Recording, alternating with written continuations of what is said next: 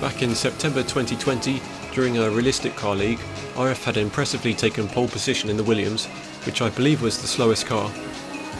The game clearly suited using a gamepad, but it still took a lot of skill even with a gamepad, especially if you challenged yourself to using the slowest car.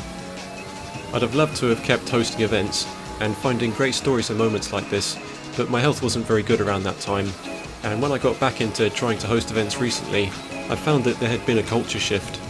You used to organise racing leagues on places like forums, subreddits and Steam groups, but now it was all about Discord.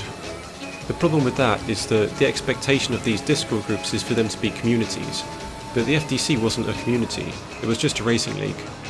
We'd have to start again and build up the Discord group to be a social group, but it's difficult as an organiser to get that momentum if, like me, you're not a very social person.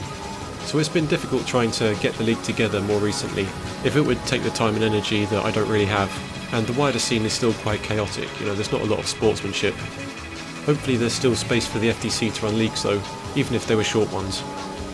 And looking back to RF here, he of course placed second in that realistic car league, even winning a race in the Williams, which I think was one of the best achievements I've seen in sim racing.